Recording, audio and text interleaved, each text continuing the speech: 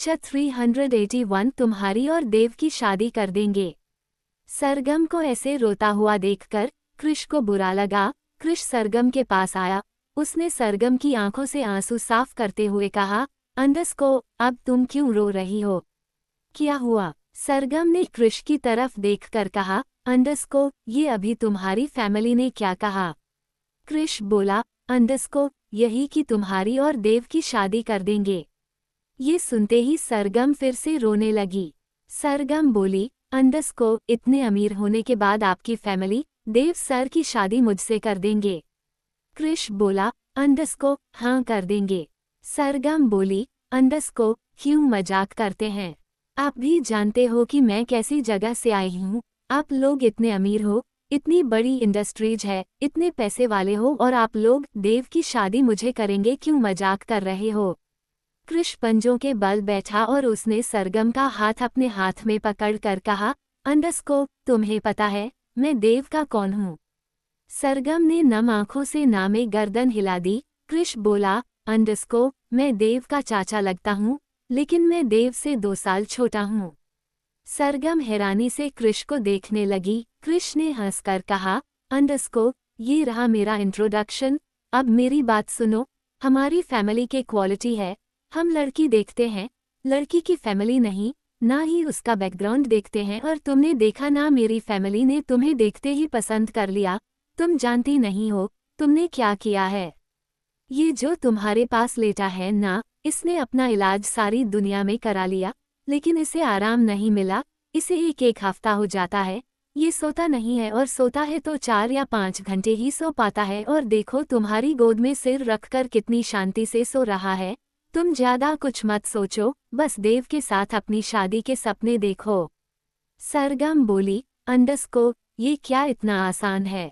कहाँ मैं और कहाँ ये देव सर, मेरा इनका कोई मुकाबला नहीं। मेरे पास तो इतने भी पैसे नहीं कि मैं आपकी फैमिली को एक वक्त की रोटी भी खिला सकूं।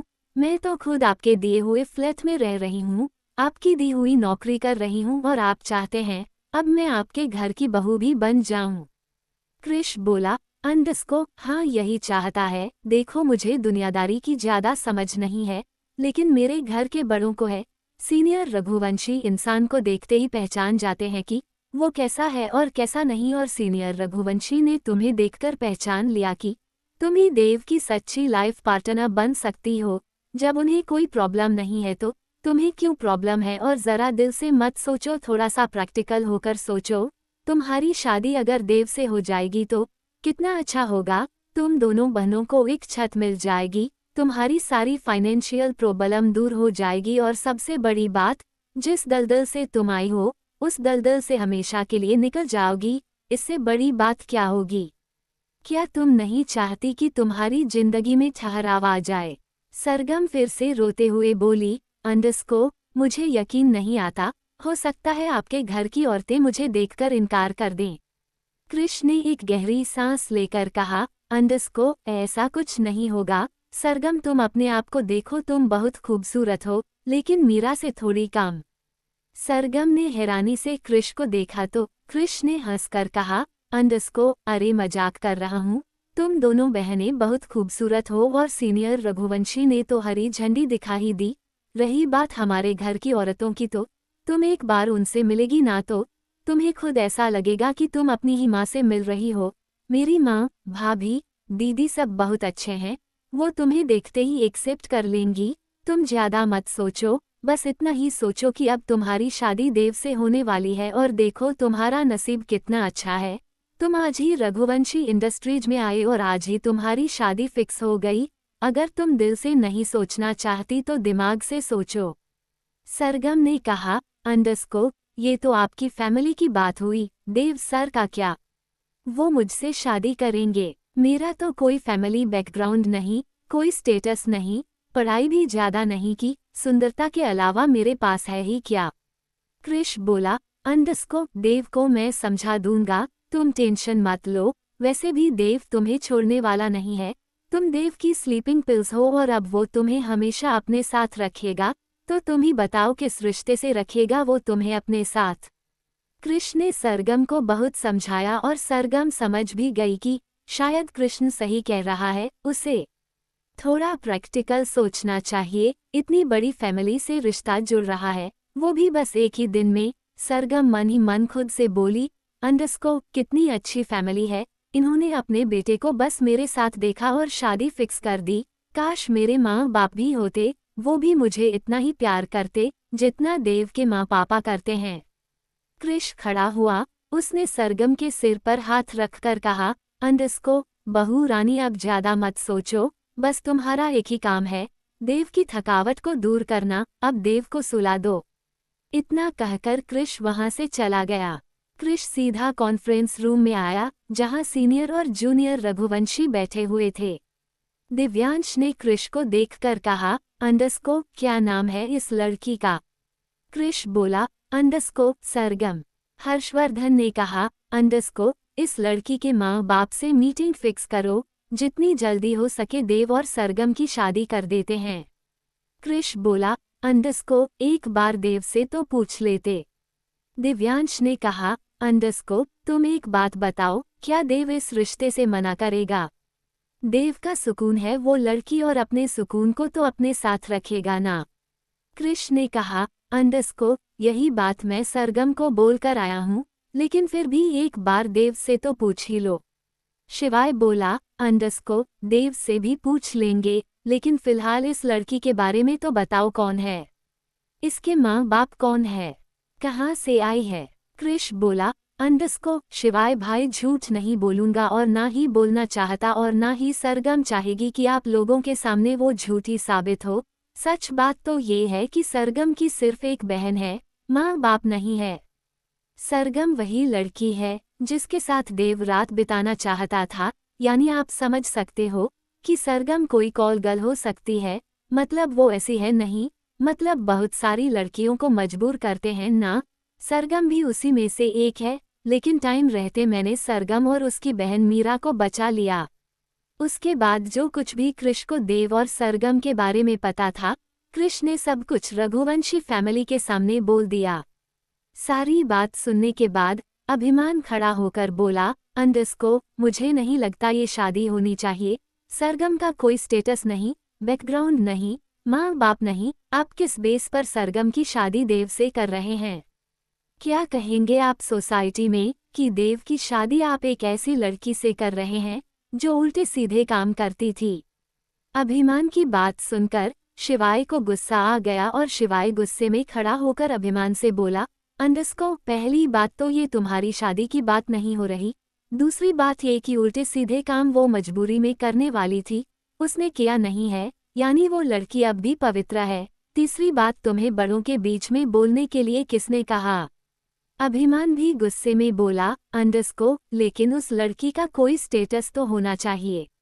हर्षवर्धन ने कहा, तुम अपने लिए ऐसी लड़की ढूंढ लेना जिसका स्टेटस हो, समझे? फिलहाल शिवाय सही कह रहा है, तुम्हें देव और सरगम के बीच में बोलने की जरूरत नहीं है। अभिमान गुस्से में बैठ गया, लेकिन उसके मन ने सरगम को एक्सेप्ट नहीं किया। आखिर था तो अपने बाप जैसा ही, बाप ने भी तो हीर को एक्सेप्ट नहीं किया था। शिवाय हर्षवर्धन की तरफ देखकर हल्के गुस्से में बोला, पता नहीं किस पर चला गया। हर्षवर्धन ने कहा, तुझ पर ही गया है। तू भूल गया तूने हीर को कितना परेशान किया था? तूने हीर को इतना परेशान कर दिया कि वो हवेली में मेड का काम करने के लिए भी तैयार हो गई थी। उसकी आंखों में मैंने आंसू देखे थे, तूने नहीं। ऐसे ही तेरा बेटा है, तेरे बेटे को भी स्टेटस, फैमिली बैकग्राउंड ये सब चाहिए। जिन लड़कियों का स्टेटस, फैमिली बैकग्राउंड होता है ना, वो लड़कियां क्लब में मुंह मारती फिरती है। और मुझे दिव्यांश के बेटे के लिए ऐसी लड़की नहीं चाहिए जो हर जगह मुंह मारती फिरती हो। कहने के लिए वो बड़ी बड़ी फैमिली से होती है, लेकिन उन्हें देखकर ही लगता है कि बिना पिए उनका काम नहीं चलता। और मैं किसी ऐसी लड़की को घर की बहू नहीं बनाऊंगा जो पीती हो। मुझे तो हर बच्चे के लिए ऐसी ही बहू चाहिए जैसी मेरी हीर है। हर्षवर्धन की बात सुनकर शिवाय भी चुप हो गया, क्योंकि हर्षवर्धन ने सटीक बात कही थी। हर्षवर्धन ने फिर कृष से कहा, तुम सरगम से कहो अपनी बहन को लेकर रघुवंशी मेंशन आएगी, वही हम देव और सरगम के शादी की बात कर लेंगे। कृष ने हमें गर्दन हिला दी। वही दूसरी तरफ अनिरुद्ध को रघुवंशी इंडस्ट्रीज में काम मिल गया था और वो राजवीर के अंडर काम करता था। अनिरुद्ध तो किसी के साथ भी काम कर लेता, लेकिन कहीं ना कहीं राजवीर अनिरुद्ध में खुद को देखता था, इसलिए उसने शिवाय से कहकर अनिरुद्ध को अपने साथ काम करने के लिए मना लिया था। शाम का वक्त, अभिमान ऑफिस से बाहर आया तो उसकी नज़र सामने स्कूटी पर बैठी आराध्या पर गई। आराध्या लगातार अपने फ़ोन से अनिरुद्ध को मैसेज कर रही थी, क्योंकि आज वो अनिरुद्ध को पिकअप करने आई थी। अभिमान आराध्या को देखकर ही किलस गया। अभिमान अपनी गाड़ी के पास गया, वहीं आराध्या की स्कूटी खड़ी थी। अभिमान बोला, अंडस्को, अपनी खटारा स्कूटी हटाओ, मुझे अपनी गाड़ी निकालनी है। आराध्या ने अभिमान की आवाज़ सुनी और पीछे पलट कर देखा तो वहाँ बहुत सारी जगह थी। अभिमान कहीं से भी अपनी गाड़ी निकाल कर ले जा सकता था, लेकिन उसने जानबूझकर आराध्या को परेशान करते हुए कहा कि अपनी स्कूटी हटा ले। आराध्या कुछ बोलती उससे पहले ही उसे अनिरुद्ध की कुछ बातें याद आ गई और उसने अपनी स्कूटी साइड में लगा ली। और ये देखकर अभिमान को गुस्सा आ गया। वह चाहता था कि आराध्या उससे बहस करे, लेकिन आराध्या ने इग्नोर कर दिया था, इसलिए अभिमान का गुस्सा थोड़ा बढ़ गया। अभिमान ने जानबूझकर आराध्या को छेड़ते हुए कहा, अंडस्को, लगता है मुझे अपनी कंपनी के बाहर बोर्ड लगवाना पड़ेगा कि खटारा स्कूटी की एंट्री नहीं है। अभिमान की बात सुनकर आराध्या को गुस्सा आ गया। वो कुछ बोलती, लेकिन फिर से उसे अनिरुद्ध की बातें याद आ गई कि अभिमान से दूर रहा कर, इसलिए उसने अपना गुस्सा कंट्रोल कर लिया और अभिमान को जवाब नहीं दिया। आराध्या अभिमान को जवाब नहीं दे रही थी। अभिमान को ये अच्छा नहीं लग रहा था। अभिमान ने आराध्या को फिर से चिढ़ाते हुए कहा, अंडस्को, क्या हुआ, आज तुम्हारा मुंह सिल गया? आज तुम मुझे कुछ नहीं कहोगी? ए गिलहरी, तुमसे बात कर रहा हूँ। इस बार आराध्या ने अभिमान की आंखों में देखकर गुस्से में कहा, अंडस्को, मैं तुम्हारे मुंह नहीं लगना चाहती। अभिमान ने हंसकर कहा, अंडस्को, तुम्हारी औकात है कि तुम मेरे मुंह लगो? तुम्हें तो मैं अपने घर में नौकरानी ना रखूं, मुंह लगाना तो दूर की बात। आराध्या बोली, अंडस्को, मुंह नहीं लगाना चाहते, फिर भी इतनी बकवास कर रहे हो। मैंने रास्ता छोड़ दिया ना, अपनी लग्जरी गाड़ी लेकर जाते क्यों नहीं? क्यों मुझे छेड़ रहे हो? देखो, मैं शिवाय अंकल से कहती नहीं हूँ, वरना मन करता है तुम्हारी शिकायत जाकर शिवाय अंकल से लगा दो। अभिमान हाथ बांधकर बोला, अंडस्को, और तुम्हारे शिवाय अंकल क्या करेंगे? एक बात याद रखना, वो मेरे पापा हैं, हमेशा मेरे ही रहेंगे। इस वहम में मत रहना कि तुम उन्हें शिकायत करोगी तो वो तुम्हारी शिकायत सुनकर मुझे डांटेंगे। कोई बाप अपने बेटे को नहीं डांटता, ये बात अपने छोटे से दिमाग में बिठा लो। बाकी तुम्हें जाकर अपने शिवाय अंकल से शिकायत करनी है तो कर दो, मुझे फर्क नहीं पड़ता। इतना कहकर अभिमान ने अपनी गाड़ी का गेट खोला और अपनी गाड़ी में बैठ गया। तभी उसने मिरर में देखा कि अनिरुद्ध राजवीर से बात करता हुआ बाहर आ रहा है। अनिरुद्ध को देखकर अभिमान को और ज्यादा गुस्सा आ गया। अभिमान ने अपना एक हाथ स्टीयरिंग पर रखा और दूसरा हाथ गियर पर, और फिर मिरर में अनिरुद्ध को देखकर कहा, अंडस्को, तुम्हें तो मैंने अपना नौकर न बनाया तो मेरा नाम भी अभिमान रघुवंशी नहीं। इतने में अनिरुद्ध आराध्या के पास आ गया और राजवीर भी। राजवीर ने आराध्या के सिर पर हाथ रखकर कहा, अंडस्को, कैसी हो गिलहरी? आराध्या बोली, अंडस्को, कम से कम आप तो गिलहरी मत कहिए अंकल।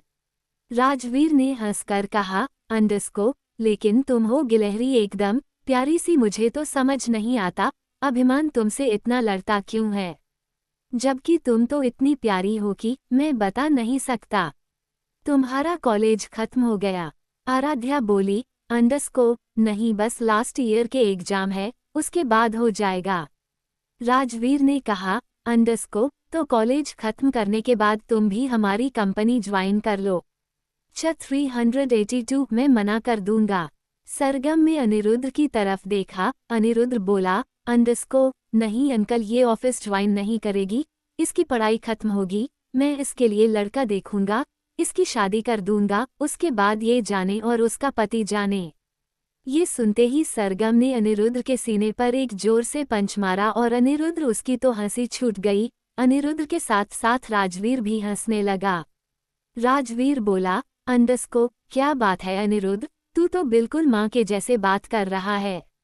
अनिरुद्ध ने एक हाथ से अपनी बहन को कंधे से पकड़ा और अपने सीने से लगाते हुए बोला, अंडस्को तो मैं इसका माँ बाप भाई बहन सब में ही तो हूँ, इसलिए मैं इसे टाइम टाइम पर ऐसे डायलॉग मारता रहता हूँ जिससे इसे किसी की कमी महसूस ना हो। अनिरुद्ध की बात सुनकर अनिरुद्ध, आराध्या और राजवीर तीनों ही हंसने लगे। उन तीनों को हंसते हुए अभिमान मिरर में देख रहा था।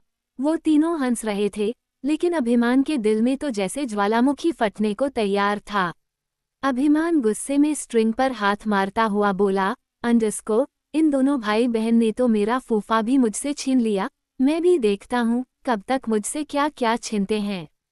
अगले ही पल अभिमान अपनी गाड़ी लेकर वहां से चला गया। रघुवंशी इंडस्ट्रीज, सुबह 10 बजे। देव ने धीरे से अपनी आंखें खोली और अपनी अंगड़ाई तोड़ते हुए अपना हाथ फैलाया। देव का हाथ सीधा सरगम के मुंह पर जाकर लगा और सरगम की भी आंख खुल गई। सरगम ने हड़बड़ाहट में देव को अपनी गोदी से धक्का दे दिया और देव रोल होता हुआ उस सोफे से नीचे गिर गया।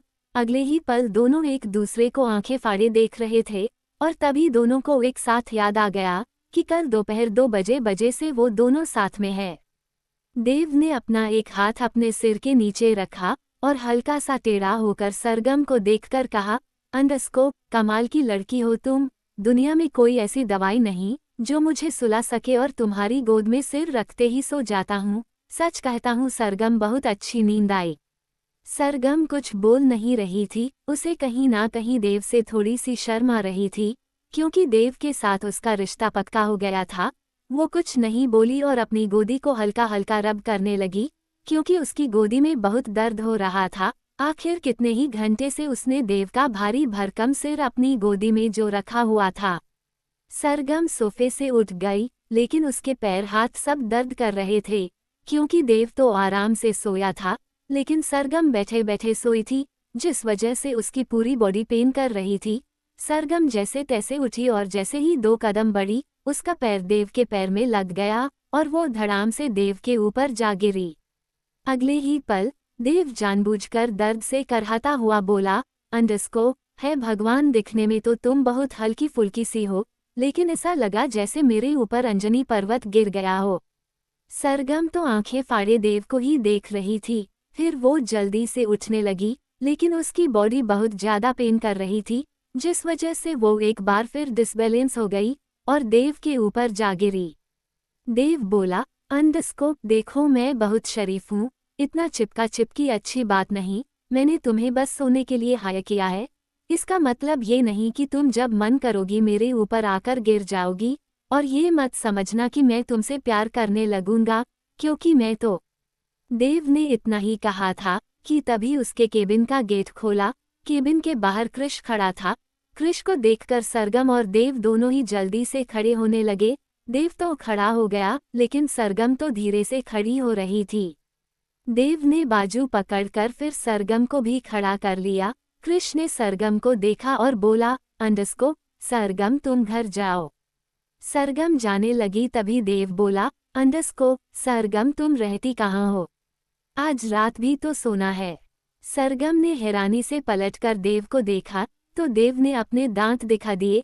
देव खुश था, खुश होता भी क्यों ना, कितने दिनों बाद उसने एक सुकून की नींद ली थी। कृष ने सरगम को देखकर कहा, अंडस्को, सरगम तुम जाओ। सरगम जाने लगी। देव ने फिर पूछा, अंडस्को, अरे बता तो दो, रहती कहाँ हो? कृष बोला, अंडस्को, मेरे फ्लैट में। सरगम जा रही थी और देव ने सरगम की कमर को देखकर कहा, अंडस्को, तो आज रात मैं कृष के फ्लैट में ही आऊंगा। सरगम ने देव की बात सुनी तो, लेकिन रिएक्ट नहीं किया और चुपचाप वहां से चली गई। उसके जाते ही देव ने दोनों बाहें फैलाई और हंसकर कहा, अंडस्को, फाइनली यार, मुझे मेरा सुकून मिल ही गया। कृष ने कहा, अंडस्को, देव तुझसे एक बात करनी थी। देव अपनी चेयर पर बैठता हुआ बोला, अंडस्को, हाँ बता, क्या बात करनी थी? मेरे पास बस आधा घंटा है, उसके बाद मैं अपने फ्लैट में जाकर फ्रेश होकर आऊंगा।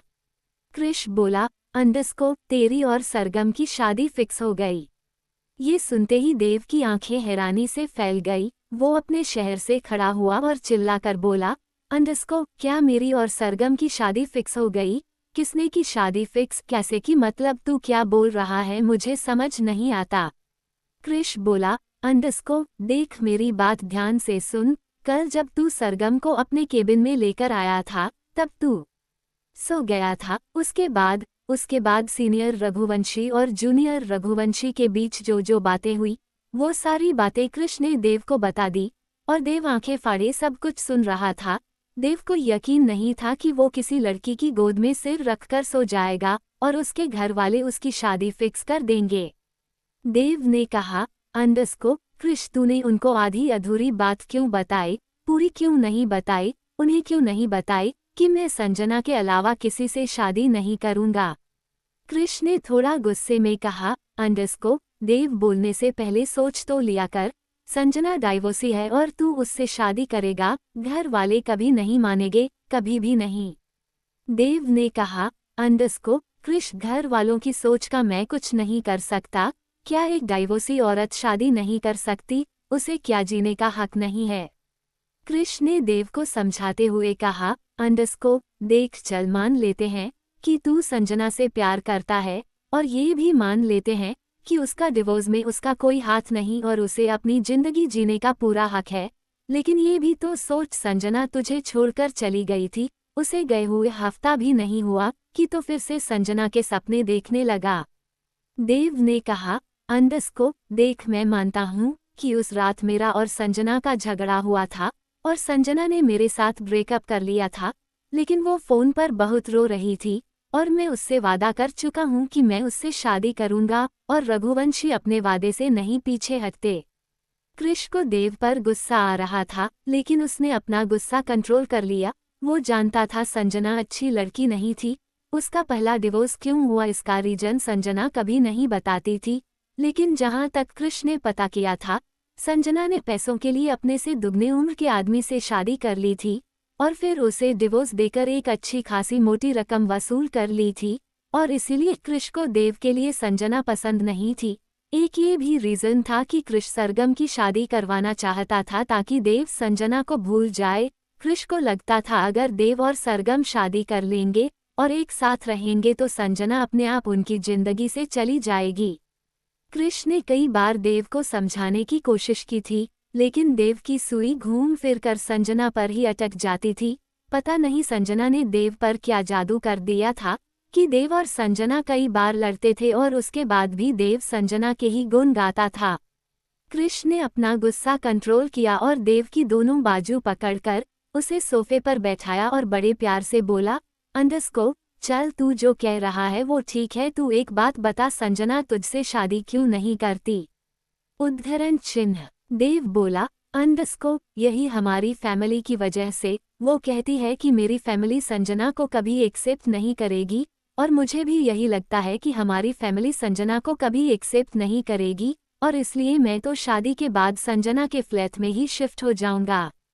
कृष देव को देख रहा था और मन ही मन उबल रहा था और फिर खुद से ही बोला, अंडस्को मैंने एक से एक कमीना, एक से एक बेवकूफ़, एक से एक बदतमीज देखा है, लेकिन मेरा ये भतीजा दुनिया का सबसे बेवकूफ़ है जिसे आंखें खुली चीज़ दिखाई नहीं देती कि संजना इसके पैसों के पीछे है, कुछ दिन इसके पैसे लुटाएगी और फिर इसे भी पैसे लेकर डाइवोर्स दे देगी और फिर बनेगा हे भगवान मैं क्या करूं इनका।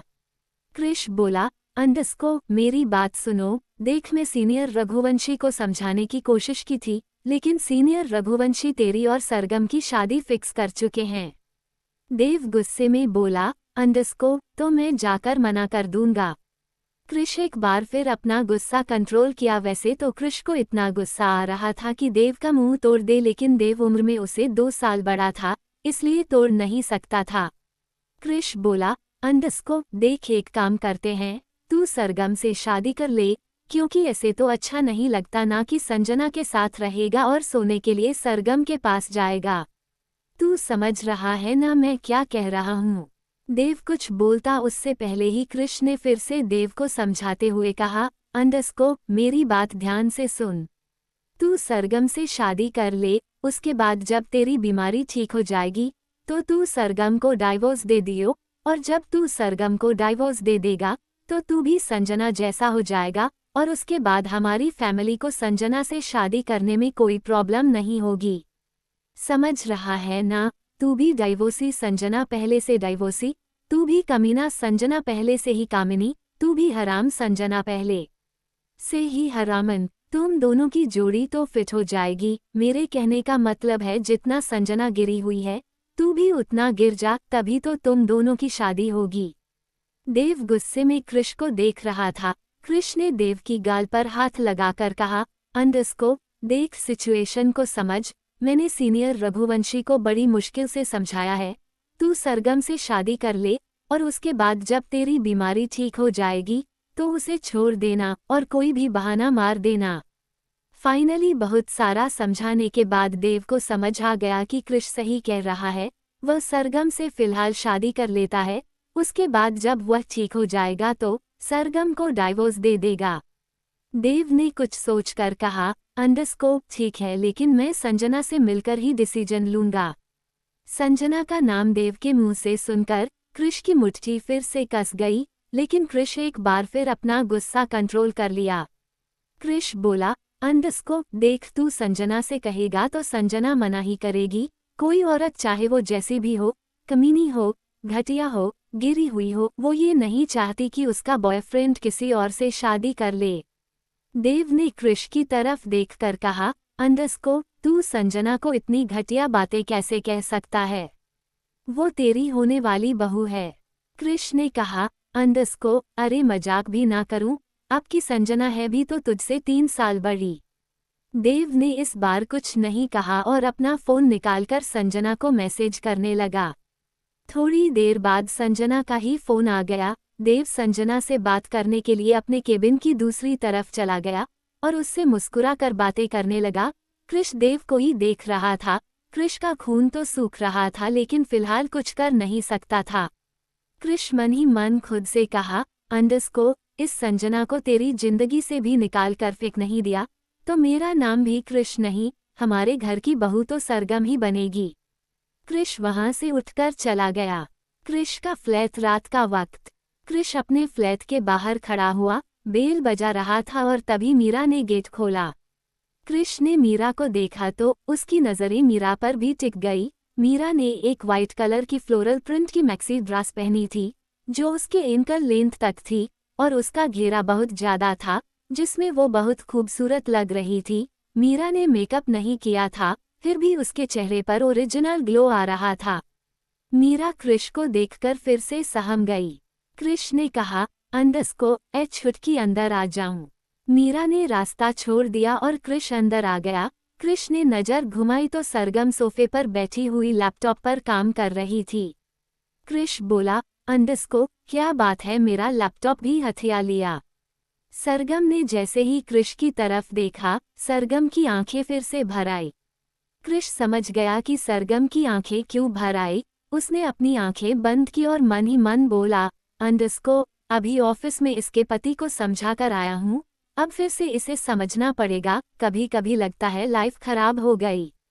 383 सरगम देव रघुवंशी। कृष सरगम के पास आकर बैठ गया और सरगम नम आंखों से कृष को देखने लगी। कृष ने फिर कहा, अंडरस्को, सरगम, मैं जान सकता हूँ कि अब क्यों रो रही हो? सरगम बोली, अंडरस्को, कहाँ देव सर और कहाँ मैं? कृष ने कहा, अंडरस्को, पहले तो तुम उसे देव सर कहना बंद करो, वो कोई सर नहीं है, तुम्हारा होने वाला पति है, तो उसे पति कहा करो, मतलब उसे देव कहा करो। कृष की बात सुनकर सरगम ने हाँ में गर्दन हिला दी। कृष ने सरगम को हंसाने के लिए कहा, अंडरस्को, और मैं तुम्हारा क्या लगा? सरगम के चेहरे पर मुस्कुराहट आ गई और वो धीरे से बोली, अंडरस्को, ससुर। मीरा, उसे हल्की सी हंसी आई। कृष ने जैसे ही मीरा को देखा, मीरा ने अपनी गर्दन झुका ली। कृष ने मीरा को देखकर कहा, अंडरस्को, ए छुटकी, बहुत हंसी आ रही है, जाओ मेरे लिए चाय बनाकर लाओ। मीरा ने हाँ में गर्दन हिलाए और चुपचाप किचन में चली गई। मीरा के जाते ही कृष ने सरगम को देखकर थोड़ा सीरियस होते हुए कहा, अंडरस्को, देखो सरगम, तुम अपनी नई जिंदगी शुरू करने वाली हो और देव कोई आम इंसान नहीं है, देवव्रत रघुवंशी है। तुम उसकी बीवी बनने वाली हो तो तुम्हें थोड़ा तो स्ट्रांग होना पड़ेगा। रही बात मेरे परिवार की तो वो तुम्हें अपना चुके हैं, बस तुम्हें देव के दिल में अपने लिए जगह बनानी है। ये सुनते ही सरगम ने कृष को देखा तो कृष ने कहा, अंडस्को, देखो मैं तुमसे झूठ नहीं कहूँगा, लेकिन देव थोड़ा टेढ़ा है, उसे सीधा करना है और उस टेढ़े को तुम्हें अपना बनाना है। सरगम बोली, अंडस्को, ये क्या इतना आसान है? कृष बोला, अंडस्को बहुरानी, इतना मुश्किल भी नहीं है, तुम कैसी बातें कर रही हो? देव से शादी करने के लिए हर दूसरी लड़की मरने के लिए तैयार हो जाएगी और रघुवंशी फैमिली तुम्हें देव के साथ बांध रही है, तो तुम्हें डर लग रहा है, घबरा रही हो, बुरा लग रहा है। अरे बुरा क्यों लग रहा है? तुम्हें तो इस गोल्डन अपॉर्चुनिटी को लपक लेना चाहिए और अपनी अदाओं से देव का दिल जीत लेना चाहिए। सरगम ने छोटी आंखें करके कृष को देखा और कृष को हंसी आ गई। कृष बोला, अंडस्को, अरे यार कैसे समझाऊं तुम्हें, अब क्या तुम अपने पति का दिल भी नहीं जीत पाओगी? ऑफिस में भी कहा था, अब भी कह रहा हूँ, दिल से मत सोचो, थोड़ा सा प्रैक्टिकल होकर सोचो, तुम्हारा दीवाना हो जाएगा और फिर सोचो तुम्हारी जिंदगी में कितना ऐशो आराम आ जाएगा और तुम्हारी ये छुटकी अभी तक चाय बनाकर नहीं लाई। इतना कहकर देव ने किचन की तरफ देखा और फिर सरगम की तरफ देखकर बोला, अंडस्को, और तुम्हारी ये छुटकी इसकी जिंदगी बन जाएगी। सरगम बोली, अंडस्को, सर एक बात बोलूं, सब कुछ समझ आ रहा है, लेकिन ऐसा लग रहा है जैसे मैं आपकी शराफत का फायदा उठा रही हूँ। ऐसा कुछ नहीं है सरगम, तुम्हें सीनियर रघुवंशी ने पसंद किया है और सीनियर रघुवंशी उड़ती चिड़िया के पर गिन लेते हैं, उन्होंने तुम्हें देखते ही बता दिया कि तुम कितनी अच्छी हो, समझी?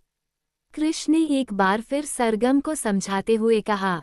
इतने में मीरा चाय लेकर आ गई। कृष ने मीरा को देखा और मीरा ने फिर से अपनी आंखें झुका ली। कृष बोला, अंडस्को, मीरा, अब तो तुम रघुवंशी मैंशन में रहने लगोगी, अब तो तुम्हें बताना ही होगा कि उस रात ऐसा क्या हुआ जो तुम मेरे बोलने से भी डर जाती हो।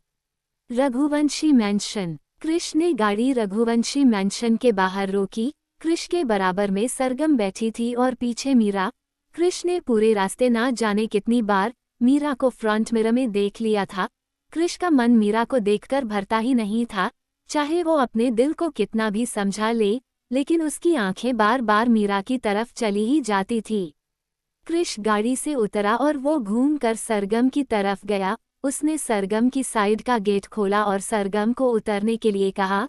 सरगम ने एक बार फिर कृष को देखा और कृष ने फिर कहा, अंडस्को, सरगम, आने वाली खुशियां तुम्हारा इंतजार कर रही है और तुम डर रही हो। मैं कह रहा हूँ ना, मेरे घर में तुम सबको पसंद आ जाओगी, बस तुम थोड़ा सा कॉन्फिडेंस तो दिखाओ। सरगम ने हमें गर्दन हिला दी और गाड़ी से उतर गई। सरगम ने पीच कलर का फ्रॉक सूट पहना था, जिसमें वो बेहद खूबसूरत लग रही थी। कृष ने गाड़ी के अंदर झांक कर देखा और बोला, अंडस्को, ए छुटकी, तुम्हें अंदर आने के लिए इनविटेशन कार्ड देना पड़ेगा, या मैं कार्पेट भिजवा दूं? मीरा धीरे धीरे गाड़ी से उतर गई। मीरा और सरगम दोनों ही रघुवंशी मैंशन को देख रही थी और दोनों की आंखें जरूरत से ज्यादा बड़ी हो गई थी। उन्होंने पहली बार इतना बड़ा घर देखा था। घर क्या, वो तो महल था। सरगम ने सलाइवा गटकते हुए कहा, अंडस्को, सर, ये आपका घर है। कृष ने हमें गर्दन हिलाते हुए कहा, अंडस्को, देखो, मुझे घर में सब नाम से ही बुलाते हैं, क्योंकि मैं छोटा हूँ, लेकिन तुम तो मुझे चाचू कह सकती हो। सरगम झट से बोली, अंडस्को, भैया कहूँ तो नहीं चलेगा? कृष बोला, अंडस्को, ठीक है भैया कह सकती हो, लेकिन सर मत कहो, क्योंकि अब तुम हमारी फैमिली मेंबर हो जाओगी और फैमिली मेंबर सर मैडम कहते हुए अच्छे नहीं लगते, वो तो हक से बात करते हैं, तो मुझे भैया कह सकती हो, कोई प्रॉब्लम नहीं है, अब अंदर चले। सरगम ने हमें गर्दन हिला दी और उसने मीरा की तरफ अपना हाथ बढ़ाया। मीरा ने सरगम का हाथ पकड़ लिया और दोनों बहनें धीरे कदमों से मैंशन के अंदर जाने लगी, लेकिन दोनों की ही दिल की धड़कनें भाग रही थी। वो जिस जगह से आई थी उस जगह को तो नर्क कहते हैं और वो जिस जगह जा रही थी वो तो सीधा सीधा स्वर्ग था। सरगम, कृष और मीरा तीनों ही मैंशन के अंदर आ गए। सरगम, मीरा ने जैसे ही सामने सिटिंग एरिया की तरफ देखा, उन दोनों की आंखें हैरानी से फैल गई। पूरी रघुवंशी फैमिली सिटिंग एरिया में बैठी हुई थी। सिर्फ 2 साफे खाली थे, बाकी सारे भरे हुए थे। सीनियर रघुवंशी, जूनियर रघुवंशी सब बैठे हुए थे। मीरा तो थोड़ा ज्यादा घबरा गई और वो 2 कदम पीछे हटी तो कृष के सीने से जा लगी। कृष ने थोड़ा सा झुककर मीरा के कान में कहा, अंडरस्को, ए छुटकी, भागने का कोई चांस नहीं है, भागने की सोचना भी मत। अब तुम रघुवंशी मैंशन में कैद होने वाली हो और अब रोज मुझे देखोगी।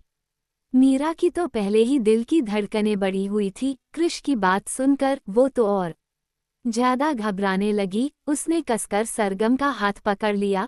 सरगम तो पहले ही सबको देखकर घबरा रही थी, उसका भी डर बढ़ रहा था। अचानक ही सरगम पलटकर बोली, अंडरस्को, हम बाद में आएंगे। लेकिन वो वहां से जा पाती उससे पहले ही हीर ने थोड़ी तेज आवाज में कहा, अंडरस्को, सरगम जहां खड़ी हो वहीं रुक जाओ। सरगम रुक गई और धीरे धीरे पलटकर रघुवंशी फैमिली को देखने लगी। सबके चेहरे पर एक मीठी सी मुस्कुराहट थी, शिवाय अभिमान के, क्योंकि अभिमान को सरगम देव के लिए पसंद नहीं आई थी। कृष ने सरगम की बाजू पकड़ी और उसे थोड़ा सा मेंशन के अंदर खींच कर लेकर आया। सरगम ने मीरा की कलाई पकड़ी थी और मीरा भी उनके पीछे पीछे खींचती चली आई।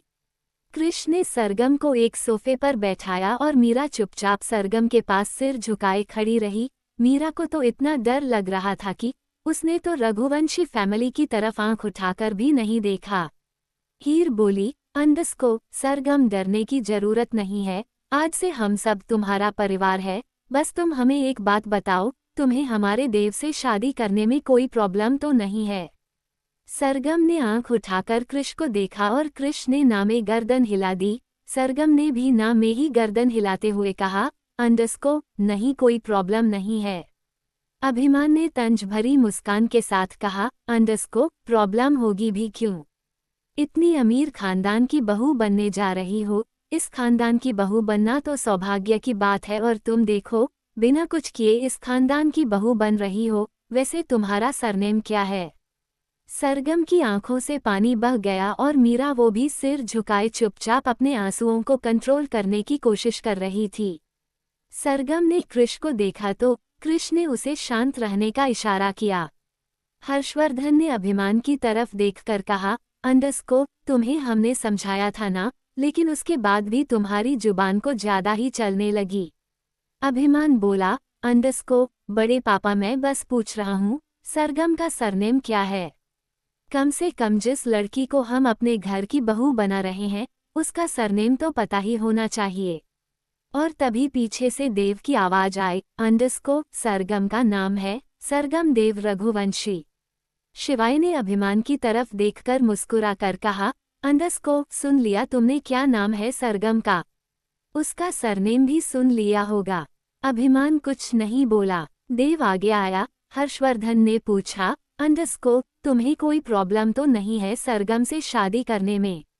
देव ने कहा, अंडरस्को, अभी अभी मैंने सरगम को अपना सरनेम दिया है, तो मुझे क्या प्रॉब्लम होगी? आप बस सरगम से पूछो, उसे तो कोई प्रॉब्लम नहीं है।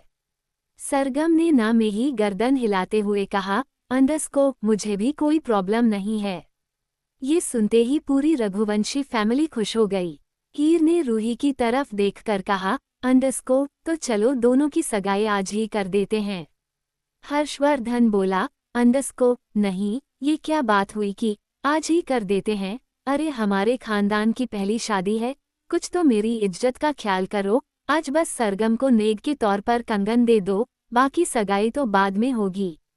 इतना कहकर हर्षवर्धन ने दिव्यांश और दृष्टि की तरफ देखकर पूछा, अंडरस्को, तुम दोनों को कोई आपत्ति तो नहीं?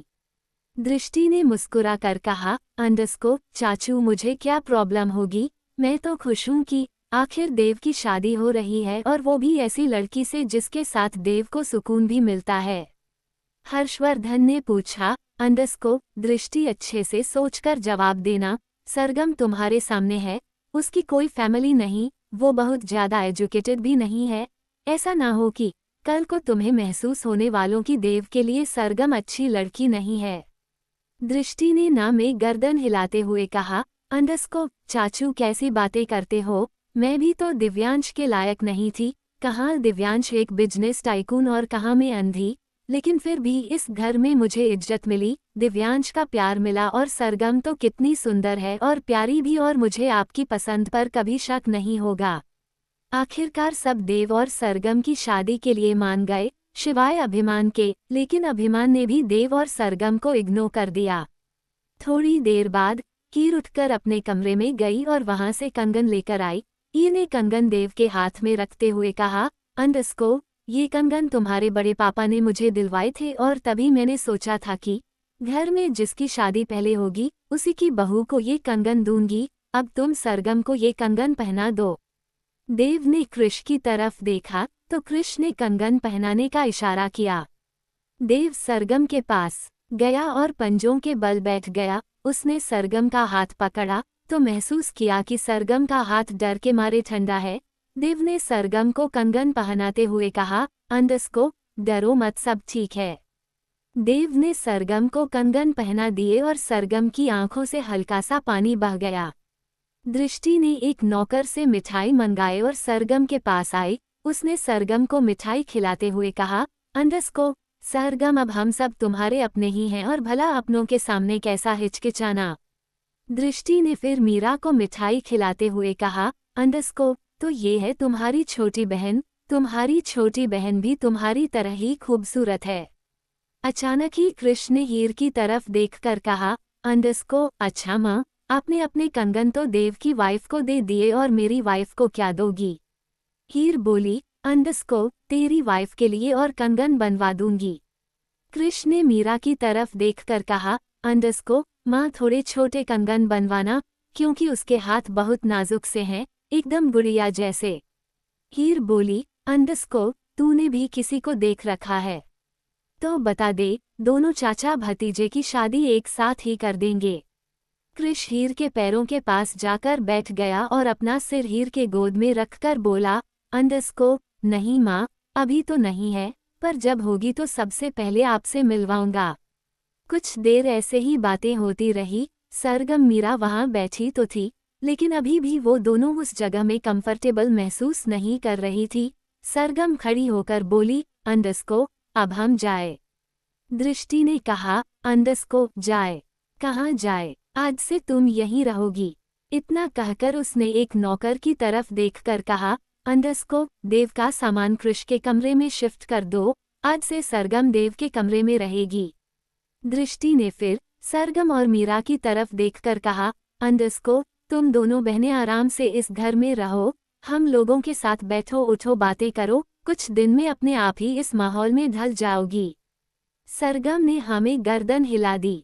सरगम ने मीरा का हाथ पकड़ा और दृष्टि के बताए हुए कैमरे की तरफ चली गई। कमरे में जाते ही दोनों की आंखें हैरानी से फैल गई। 384 एक जोरदार चांटा लगा।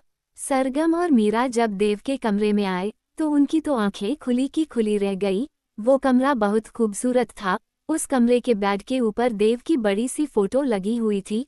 सरगम की नज़र देव की फोटो पर ही टिक गई और मीरा वो तो सोफे को छू छू कर देखने लगी। मीरा तो देव के बेड पर ही चढ़ गई और फिर सरगम को देखकर बोली, अंडस्को, अब हम इस कमरे में रहेंगे। सरगम ने हमें गर्दन हिला दी और मीरा तो खुश होकर बेड पर कूदने लगी। मीरा तो बिना सोचे समझे देव के बेड पर कूद रही थी और तभी कमरे में कृष ने एंट्री ली। कृष ने मीरा को देखकर मुस्कुराते हुए कहा, अंडस्को, ए छुटकी, ये क्या कर रही है? मीरा ने जैसे ही कृष की आवाज़ सुनी वो फिर से डर गई और जल्दी से बेड से उतरने लगी, लेकिन उसका बैलेंस बिगड़ गया और वो गिरने को हुई। पर तभी कृष ने उसे कमर से पकड़ लिया और आराम से बेड से उतारते हुए कहा, अंडस्को, ए छुटकी, कूदा कादी थोड़ा कम किया करो, मैं नहीं पकड़ता तो अभी गिर जाती। मीरा तो आंखें झुकाए बस चुपचाप खड़ी थी। कृष को देखने की हिम्मत मीरा के अंदर नहीं थी। कृष मीरा को देख भी लेता था तो मीरा अंदर तक सहम जाती थी। कृष ने मीरा को छोड़ा और सरगम की तरफ देखकर कहा, अंडस्को, अब क्या प्रॉब्लम है? सरगम ने कहा, अंडस्को, कोई प्रॉब्लम नहीं है, फिर भी डर लग रहा है। कृष बोला, अंडस्को, डरो मत, सब ठीक होगा। और तभी देव कमरे में आया। देव ने तीनों को देखकर कहा, अंडस्को, मुझे सरगम से अकेले में बात करनी है। कृष्ण ने मीरा की बाजू पकड़ी और वहां से ले जाते हुए कहा, अंडस्को, हाँ हाँ, हम दोनों तो बाहर जा रहे हैं, तुम दोनों बात कर लो। फिर वो देव के पास आया और उसके कान में धीरे से बोला, अंडस्को, ऐसा कुछ मत बोल दियो कि ये छोड़कर चली जाए, समझ रहा है ना तू? अगर ये छोड़कर चली गई तो तेरी नींद भी चली जाएगी, समझ रहा है ना? देव ने हमें गर्दन हिला दी और कृष्ण मीरा की बाजू पकड़कर वहां से ले जाने लगा। और तभी सरगम बोली, अंडस्को, कृष्ण भैया, मीरा आपसे वैसे ही डरती है और आप इसे ले जा रहे हो। कृष्ण ने कहा, अंडस्को, तुम बेफिक्र रहो, मैं मीरा के साथ कोई हरकत नहीं करूंगा, बल्कि मैं तो मीरा से अब दोस्ती करूंगा, है ना मीरा? मीरा तो कुछ नहीं बोली। कृष्ण ने फिर कहा, अंडस्को, चलो मीरा, मैं तुम्हें अपना मैंशन दिखाता हूँ। कृष्ण मीरा को वहां से ले गया। देव ने सरगम को देखा तो सरगम को समझ नहीं आ रहा था कि देव उससे क्या बात करना चाहता है। देव ने सरगम की तरफ एक कदम बढ़ाया और सरगम एक कदम पीछे हट गई। सरगम देव को देख रही थी, उसे कुछ समझ नहीं आ रहा था कि अचानक से उसकी जिंदगी ऐसे कैसे बदल रही है। देव सरगम की तरफ तेज कदमों से गया, उसने सरगम की बाजू को पकड़ा और उसे सोफे पर बैठा दिया और खुद एक चेयर लेकर उसके सामने बैठ गया। देव ने कहा, अंडस्को, देखो सरगम, मैं तुमसे कुछ छुपाना नहीं चाहता, सब कुछ बताना चाहता हूँ। सरगम हैरानी से देव को देखने लगी। देव बोला, अंडस्को, देखो ये बात सच है कि मुझे तुम्हारी गोद में ही सिर रखकर नींद आती है। अब तुम्हें किसी ना किसी रिश्ते से तो अपने पास रखना ही पड़ेगा और इसीलिए मेरी फैमिली ने हमारी शादी करने का डिसीजन ले लिया। देखो सरगम, तुम्हारे ऊपर कोई जोर जबरदस्ती नहीं है। तुम अगर ये शादी नहीं करना चाहती तो मना कर सकती हो। मैं तुम्हें अपने साथ तब तक ही रखूंगा जब तक मेरी बीमारी ठीक नहीं हो जाती, और जब मुझे लगेगा कि मेरी बीमारी मेरे कंट्रोल में आ गई है तब तुम इस रिश्ते से आज़ाद हो जाओगी। बदले में मैं तुम्हें बहुत सारे पैसे दूंगा, इतने पैसे दूंगा कि तुम सारी जिंदगी आराम से काट सकती हो। सरगम ने अभी तक रघुवंशी परिवार को एक्सेप्ट नहीं किया था और अचानक से देव का ये सब बोलना सरगम को और ज्यादा परेशान कर रहा था।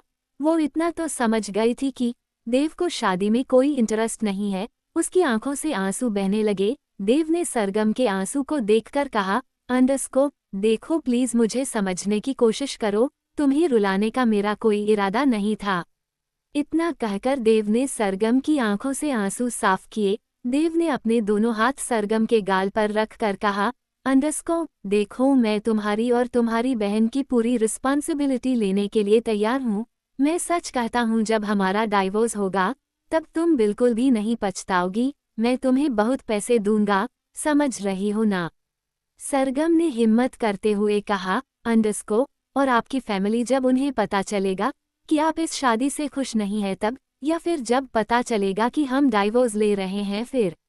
देव ने कहा, अंडस्को, तुम उसकी टेंशन मत लो, मैं अपनी फैमिली को अपने आप समझा लूंगा। तुम यहाँ अच्छे से रहो, खाओ पियो, इंजॉय करो, अपनी जॉब पर कंसंट्रेट करो। जॉब नहीं करना चाहती तो मत करो, लेकिन बस खुश रहो। मैं तुम्हारी पूरी जिम्मेदारी लेने के लिए तैयार हूँ। सरगम बिना सोचे समझे बोली, अंडस्को, और अगर इस बीच हमारा बच्चा हो गया तो? ये सुनते ही देव की आंखें हैरानी से फैल गई। देव ने सरगम की आंखों में देखते हुए कहा, अंडस्को, तुम्हें पता है बच्चा कैसे पैदा होता है? सरगम को इन बारे में कुछ ज्यादा नहीं पता था। उसने तो थोड़ा बहुत टीवी में ही देखा था और उसी में देखकर अपने ही मन से कुछ सोचकर बैठ गई थी। सरगम ने हल्का सा सिर झुकाकर ना में गर्दन हिला दी। देव को हंसी आ गई और वो बोला, अंडस्को, वैसे तो बच्चा होगा नहीं, और अगर बच्चा हो गया तो मैं वादा करता हूँ कि मैं बच्चे की भी रिस्पॉन्सिबिलिटी लूंगा। सरगम बोली, अंडस्को, ठीक है। लेकिन सरगम का दिल अंदर तक टूट गया। देव कमरे से जाता हुआ बोला, अंडस्को, तो आज के बाद तुम इस घर को अपना घर समझो और मेरे मम्मी पापा को अपने मम्मी पापा। मजे करो, एंजॉय करो, शॉपिंग करो, दोस्त बनाओ, जो करना है करो, समझी? सरगम ने हमें गर्दन हिला दी, लेकिन देव के जाते ही सरगम की आंखें फिर से बहने लगी। दूसरी तरफ कृष्ण मीरा को अपने साथ कंफर्ट होने की कोशिश करवा रहा था। कृष मीरा को देखकर इतना तो समझ गया था कि अगर वो उससे कुछ भी उस रात के बारे में पूछेगा तो डर के मारे कुछ नहीं बताएगी, इसलिए कृष मीरा के साथ सच में दोस्ती करने की कोशिश कर रहा था। कृष आगे आगे चल रहा था और मीरा सिर झुकाकर पीछे पीछे। कृष एकदम से रुक गया और मीरा ने अपना सिर कृष की कमर पर दे मारा। कृष ने पलटकर मीरा को देखा तो मीरा अपना सिर रगड़ने लगी। कृष बोला, अंडस्को, आंखें बंद करके चलती हो क्या? कृष की बात सुनकर मीरा ने ना में गर्दन हिला दी। कृष बोला, अंडस्को, मैं तुम्हें अपना मेंशन दिखा रहा हूँ और तुम हो कि सिर झुकाकर चल रही हो। आंखें उठाकर चलोगी तभी तो मेंशन देखोगी, और वैसे भी आज के बाद तुम्हें यही रहना है तो कम से कम इस मेंशन को तो देख लो।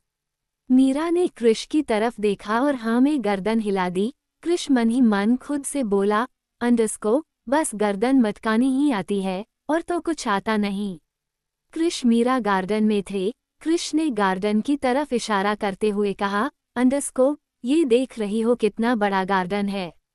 मीरा ने हाँ में गर्दन हिला दी। कृष ने मीरा की गर्दन देखकर खुद पर ही गुस्सा करते हुए बड़बड़ाया, अंडस्को, मैं भी क्या उल्टी सीधी बातें कर रहा हूँ? कृष ने मीरा को सोफे पर बैठने का इशारा किया और मीरा सोफे पर सिर झुकाकर बैठ गई। बीच बीच में वो सिर उठाकर कृष को भी देखती थी। कृष ने कहा, अंडस्को, अच्छा मीरा, मैंने सुना है तुम कल कॉलेज गई थी। मीरा ने हाँ में गर्दन हिला दी। कृष बोला, अंडस्को, वहाँ कोई दोस्त बना? मीरा के चेहरे पर अचानक से मुस्कान आ गई। मीरा ने सिर उठाकर कृष को देखा और एक मीठी सी मुस्कुराहट के साथ कहा, अंडस्को, हाँ कृष भैया, एक नहीं दो दोस्त बने थे। अपने लिए भैया सुनकर कृष की आंखें हैरानी से फैल गई। कहाँ कृष? मीरा को देखकर कुछ और ही सोच रहा था और मीरा बिना सोचे समझे उसे भैया कह रही थी। कृष ने हल्के गुस्से में कहा, अंडस्को, छुटकी, क्या कहा तुमने मुझे? कृष का हल्का गुस्सा देखकर मीरा की आंखें हल्की सी नम हो गई। कृष ने मीरा की आंखें नम देखी तो अपनी आंखें कसकर बंद कर ली और अपने गुस्से को कंट्रोल करता हुआ बोला, अंडस्को, छुटकी, मैं तुम्हारा भैया नहीं हूँ। मीरा मुंह बनाते हुए बोली, अंडस्को, लेकिन दीदी तो आपको भैया बोलती है। कृष मीरा को आंखें दिखाते हुए बोला, अंडस्को, वो बोल सकती है, तुम नहीं बोल सकती क्योंकि मैं उसका ससुर लगता हूँ। मीरा अपनी गर्दन हिलाती हुई बोली, अंडस्को, ठीक है तो मैं आपको चाचू बोल दूंगी। अब तो कृष का मन कर रहा था कि गार्डन में से किसी पौधे को उठाकर अपने सिर पर ही मार ले। कृष दांत पिसता हुआ बोला, अंडस्को, छुटकी, पागल तो नहीं हो तुम? मुझे कोई चाचू नहीं बोलोगी, समझी?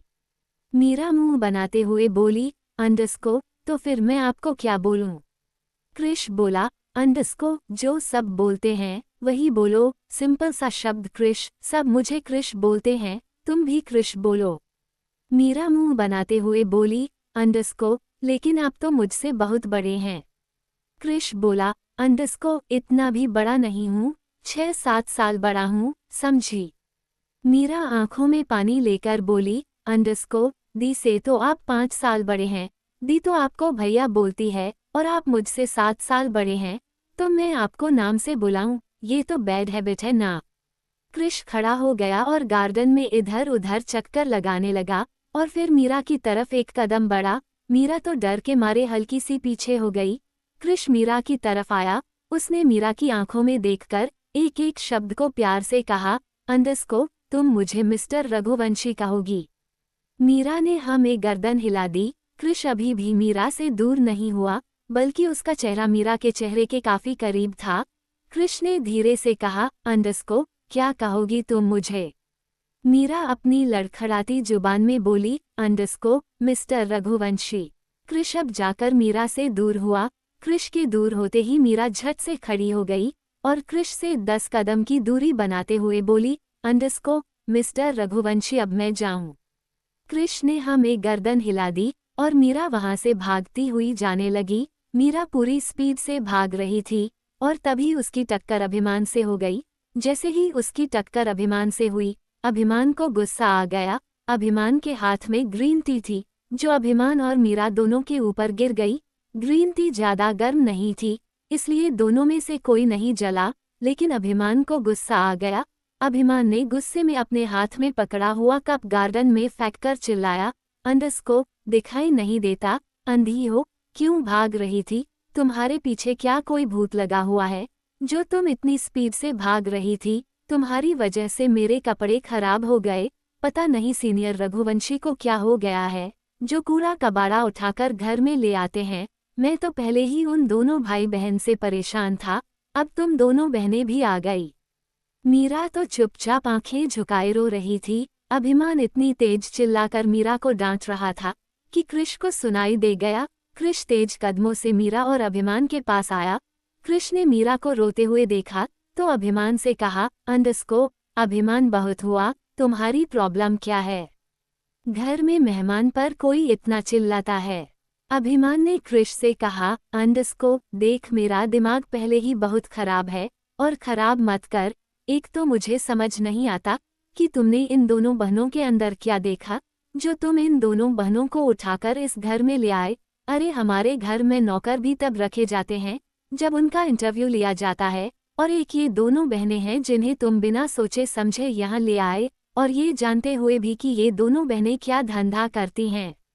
ये सुनते ही कृष का दिमाग खराब हो गया और उसने अभिमान का कॉलर पकड़कर गुस्से में कहा, अंडरस्कोप, अभिमान, अपनी जुबान पर लगाम लगाओ, वरना इसे खींचने में मुझे ज्यादा टाइम नहीं लगेगा। अभिमान ने भी कृष के हाथों को पकड़कर कहा, अंडरस्कोप, मैं सच बोलता हूँ तो घर में किसी को बर्दाश्त नहीं होता। ना इन बहनों का सरनेम है, ना फैमिली है, ना रेपुटेशन है। तुम्हें पता भी है कि ये बहन किसी की जायज औलाद है या नाजायज, या बिना सोचे समझे बस खूबसूरती देखकर इन दोनों बहनों को इस मेंशन में लेकर आ गए। नौकरों से ज्यादा हैसियत नहीं है इन दोनों बहनों की, और सच कहूँ तो नौकर जितनी भी नहीं है। इतना कहकर अभिमान ने कृष के हाथों को झटक दिया और तभी अभिमान के गाल पर एक जोरदार चांटा लगा और अभिमान का गाल एक तरफ हो गया। 385। अब क्या किया मेरे टाइगर ने? अभिमान ने चेहरा घुमा कर देखा तो वहां आर्या खड़ी थी, जिसके चेहरे पर बहुत ज्यादा गुस्सा था और अभिमान के चेहरे पर बहुत ज्यादा हैरानी। अभिमान ने कहा, अंडरस्कोप, माँ, तुम इसके लिए मुझे मार रही हो? आर्या ने अभिमान के कॉलर पकड़कर अपनी तरफ खींचकर उसकी आंखों में गुस्से में देखती हुई बोली, अंडरस्कोप, तुम्हें शर्म नहीं आती? ये तो मैंने तुम्हें नहीं सिखाया। ये दोनों लड़कियां हमारे घर की रिश्तेदार बनने वाली है, तुम्हारी भाभी की बहन है, और तुम उसके साथ ऐसी बातें कर रहे हो। मुझे तो यकीन नहीं आता अभिमान कि तुम इस घर की परंपरा, संस्कार, सिद्धांत सबको पीछे छोड़ते हुए अकेले ही निकलते जा रहे हो। आखिर मैंने ऐसे कौन से पाप किए थे जो तू ऐसा हो गया? तुझे जितना भी समझा लो, जितना भी लाड प्यार कर लो, लेकिन तेरी सोच हमेशा वही रहेगी। अभिमान ने भी गुस्से में कहा, अंडरस्कोप, माँ, मुझे ये लोग पसंद नहीं है। ये क्यों हमारे मेंशन में रह रहे हैं? अभिमान की बात सुनकर आर्या को और ज्यादा गुस्सा आ गया। आर्या ने फिर से अपना एक हाथ अभिमान को मारने के लिए उठाया, लेकिन तभी कृष ने आर्या का हाथ पकड़कर कहा, अंडरस्कोप, भाभी बस कीजिए ना, आप जानते हैं इसकी आदत, उसके बाद भी आप इस पर हाथ उठा रही है। आर्या ने फिर से कहा, अंडरस्कोप, अगर चाचू इसे बदतमीजी करते हुए देख लिया ना, तो तू जानता है ना क्या होगा। मैं जितना भी कोशिश कर लूं, लेकिन ये नहीं सुधरता। कैसे समझाऊं इसे कि लड़कियों की इज्जत करनी चाहिए, चाहे वो कहीं से भी आए हो। लड़की लड़की होती है, और एक ये है कि दिन पर दिन बदतमीज होता जा रहा है। अभिमान भी गुस्से में अपनी माँ को देख रहा था। अभिमान ने अपनी मुट्ठी कस ली। अभिमान कुछ बोलने ही वाला था और तभी कृष ने कहा, अंडरस्कोप, बस करो अभिमान, रिश्ते में तो मैं भी तुम्हारा चाचू लगता हूँ। कम से कम किसी रिश्ते की तो लिहाज करो। तुम्हें लगता है कि पूरी फैमिली गलत है और तुम सही। अभिमान ने फिर आर्या को देखकर कहा, अंडरस्कोप, तो ठीक है, मुझे रहना ही नहीं है इस मेंशन में। जब भी आता हूँ कुछ ना कुछ गलत हो जाता है। मैं नहीं आऊँगा देव की शादी में। इतना कहकर अभिमान वहां से जाने लगा और तभी आर्या भी चिल्लाते हुए बोली, अंडरस्कोप, हाँ चले जाओ। तुम आओगे तो जरूर गड़बड़ होगी। तुम आओगे तो इन बच्चियों को ताने मारोगे। इससे तो तुम देव की शादी में ना ही आओ तो ही ठीक है। कम से कम देव की शादी शांति से तो निपट जाएगी। इतना कहकर आर्या की आंखों में पानी आ गया। ये तो होता ही रहता था। आर्या और अभिमान का रिश्ता उलझकर रह गया। आर्या ने फिर मीरा को देखा। मीरा को तो आर्या से डर लगने लगा। मीरा को लगा कि उसकी वजह से इन माँ बेटों के बीच लड़ाई हो गई, लेकिन आर्या ने बड़े प्यार से मीरा के गाल पर हाथ रखा और फिर उसे समझती हुई बोली, अंडस्को, ये थोड़ा बिगड़ा हुआ है, तुम इसकी बातों का बुरा मत माना करो। देखो एक ही तो है जो तुम्हें उल्टा सीधा बोलता है, बाकी सब तो तुमसे कितने प्यार से बात करते हैं। तो जो तुमसे प्यार से बात करता है तुम्हें उसकी सुनी चाहिए, ना कि ऐसे इंसान की जिसे बोलने की तमीज भी नहीं हो। मीरा ने हाँ में गर्दन हिला दी। आर्या ने मीरा के माथे को चूमकर कहा, अंडस्को, अब जाओ जाकर खाना खा लो, मैं तुम्हें खाने के लिए बुलाने आई थी। मीरा ने हाँ में गर्दन हिला दी और फिर वो मेंशन के अंदर चली गई। उसके जाते ही आर्या की आंखों से पानी बहने लगा। कृष ने आर्या को समझाते हुए कहा, अंडस्को, बस करो ना भाभी, अब तक तो आपको आदत पड़ जानी चाहिए थी। आर्या बोली, अंडस्को, कृष तुम नहीं समझोगे, वो भी नहीं समझता। कृष बोला, अंडस्को, आप भी तो नहीं समझते, भला इतने बड़े लड़के पर हाथ कौन उठाता है। अब उसे और गुस्सा आएगा कि दूसरे की बेटी के लिए अपने बेटे को थप्पड़ मार दिया। आप उसे प्यार से भी तो समझा सकती हैं।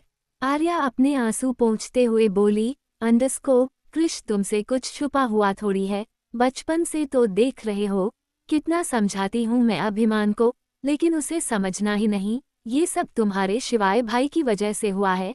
आज तुम्हारा शिवाय भाई गया, मैं सच कहती हूँ, आज अभिमान का सारा गुस्सा तुम्हारे शिवाय भाई पर निकलेगा।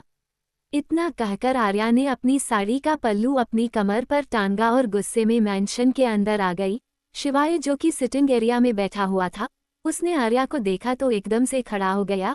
आर्या जैसे जैसे उसके करीब जा रही थी, शिवाय खड़ा होकर सोफे के पीछे आ गया और अपने दोनों हाथ दिखाकर बोला, अंडस्को, अब क्या किया मेरे टाइगर ने। आर्या उंगली दिखाकर बोली, अंडस्को, क्या किया आपके टाइगर ने। ऐसा क्यों होता है कि मैं उसे मारने पर मजबूर हो जाती हूँ, उस नन्ही सी जान को ताने मार रहा था।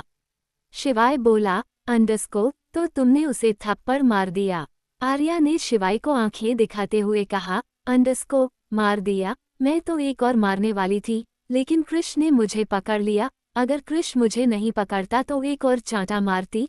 उसे समझाते क्यों नहीं हो, उसे दुनियादारी की समझ होनी चाहिए। उसे समझ क्यों नहीं आता कि लड़की लड़की होती है, उनकी रेस्पेक्ट करनी चाहिए। शिवाय ने हर्षवर्धन को देखा तो हर्षवर्धन तो शिवाय को ही देख रहा था। शिवाय ने फिर दिव्यांश को देखा जो सोफे पर बैठा हुआ, एक बार शिवाय को देखता और एक बार आर्या को। शिवाय समझ गया कि दोनों में से कोई उसे नहीं बचाने वाला। ये भी रोज का ही था, अभिमान गलती करता था और आर्या का सारा गुस्सा शिवाय पर निकलता था। शिवाय तो अब माँ बेटे के बीच में अच्छे से पिसता था, लेकिन अब तो उसे आदत हो गई थी। शिवाय ने आर्या को समझाते हुए कहा, अंडस्को, वो अभी बच्चा है, सुधर जाएगा। आर्या ने कहा, अंडस्को, वो बच्चा आपका अंपायर संभालता है। जिस डील कोई क्रैक नहीं करता, उस डील को वो आधे घंटे में क्रैक कर देता है, और आपको लगता है कि वो बच्चा है, उसके अंदर समझ नहीं है। शिवाय अगर टाइम रहते उसके अंदर समझ नहीं आई तो सच कहती हूँ एक दिन वो ऐसा कांड करेगा कि हमें हमारे पास रोने के अलावा ऑप्शन नहीं बचेगा। शिवाय बोला, अंडस्को, मेरी बात तो सुनो। लेकिन आर्या गुस्से में बोली, अंडस्को, मुझे कुछ नहीं सुनना, मेरा बेटा मुझे वापस लाकर दो, सही सलामत लाकर दो, उसे कृष बना दो। कृष नाम सुनते ही हर्षवर्धन को खांसी आ गई, क्योंकि हर माँ जानती है कि उसके बछड़े के कितने दांत हैं। हर्षवर्धन भी कहीं ना कहीं जानता था कि कृष कैसा है, लेकिन कृष इतना बुरा नहीं था जितना अभिमान था। अभिमान के सामने तो कृष बहुत ज्यादा अच्छा था। शिवाय ने फिर से समझाते हुए कहा, अंडस्को, मेरी बात तो सुनो छुई मुई। लेकिन आर्या वहां से पैर पटक कर चली गई। शिवाय ने दिव्यांश को देखा और फिर हर्षवर्धन को। दोनों ने ही कंधे उचकाकर कर कहा, अंडस्को, हम तेरी हेल्प नहीं कर सकते। शिवाय फिर आर्या को मनाने के लिए कमरे में चला गया। शिवाय कमरे में आया तो आर्या गुस्से में इधर उधर चक्कर लगा रही थी। शिवाय को देखकर आर्या गुस्से में बोली, अंडस्को, अगर नहीं चाहते कि मेरे और आपके बीच लड़ाई हो तो चले जाओ यहाँ से। एक ही बेटा है मेरा और वह भी बिगड़ गया, चला गया। वो मेंशन से एक बार फिर इस रिश्ते को बिखेर कर चला गया। मुझे धमकी देकर गया है कि देव और सरगम की शादी में नहीं आएगा। कह देती हूँ शिवाय, अगर वो शादी में नहीं आया तो तुम भी शादी में शामिल मत होना, वरना मैं गुस्से में कुछ कर लूंगी। शिवाय 2 कदम आगे बढ़ा और उसने आर्या को गले लगा लिया। आर्या थोड़ी देर तो शिवाय की बाहों में छटपटाई, लेकिन फिर उसने शिवाय के प्यार के सामने घुटने टेक दिए। आर्या की आंखों में आंसू आ गए। शिवाय ने आर्या की आंखों को साफ करते हुए कहा, अंडरस्को, मैं हूं ना, यकीन मानो अभिमान कुछ ऐसा नहीं करेगा जिससे हमारा सिर शर्म से झुक जाए। आर्या बोली, अंडरस्को ऐसा करेगा, आप देख लेना। जिस हिसाब से उसकी लड़कियों को लेकर सोच है ना, उस हिसाब से मुझे लगता है कि वो कुछ ना कुछ गलत तो करता है जो हमें नहीं पता। शिवाय ने कहा, अंडरस्को, मैं कह रहा हूँ ना, वो कुछ गलत नहीं करता। मुझे सारे घर की खबर रहती है, तो क्या अपने बेटे की खबर नहीं होगी? यकीन मानो जिस दिन मुझे लगेगा कि अभिमान कुछ गलत कर रहा है, उस दिन मैं अभिमान को बताऊंगा कि शिवाय रघुवंशी उसका बाप है। रूही राजवीर का कमरा। राजवीर अपने कमरे में बैठा हुआ लैपटॉप पर काम कर रहा था और तभी रूही कमरे में आई। राजवीर काम कर रहा था, इसलिए रूही ने राजवीर को डिस्टर्ब करना ठीक नहीं समझा और चुपचाप बालकनी में चली गई। रूही बालकनी में खड़ी चांद को देख रही थी और तभी उसने अपने पीछे किसी की प्रेजेंस महसूस की। वो कोई और नहीं राजवीर था। राजवीर ने रूही को पीछे से गले लगाते हुए कहा, अंडरस्को, क्या हुआ चटोरी बिल्ली, बहुत परेशान हो? रूही बोली, अंडरस्को, आपका काम हो गया। राजवीर ने कहा, अंडरस्को, काम बाद में, पहले ये बताओ तुम क्यों इतना परेशान हो रही हो? रूही ने धीरे से कहा, अंडरस्को, मैं परेशान नहीं हूँ, जाइए जाकर अपना काम कर लीजिए।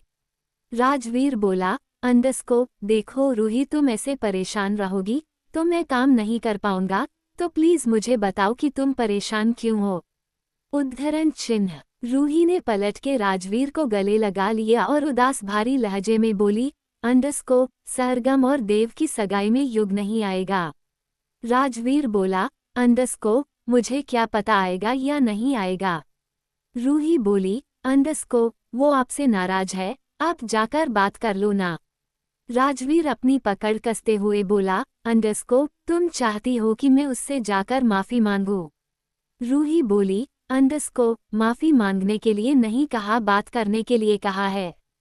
राजवीर रूही की कमर को रब करता हुआ बोला, अंडरस्को, इसे बात करना नहीं, माफी मांगना ही कहते हैं। रूही बोली, अंडरस्को, लेकिन उसकी नाराजगी जायज है, उस दिन आपने बिना सोचे समझे उसे थप्पड़ मार दिया।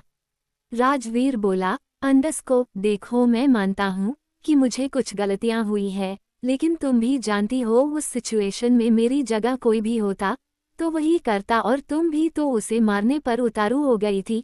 तुम्हें भी तो लिटिल गर्ल ने पकड़ा था, वरना मेरे साथ साथ तुम भी उसे चांटा रसीद कर देती। रूही बोली, अंडरस्को, राजवीर, मुझे वो सब नहीं पता, बस मैं ये चाहती हूँ कि हमारा बेटा सरगम और देव की सगाई में शामिल हो।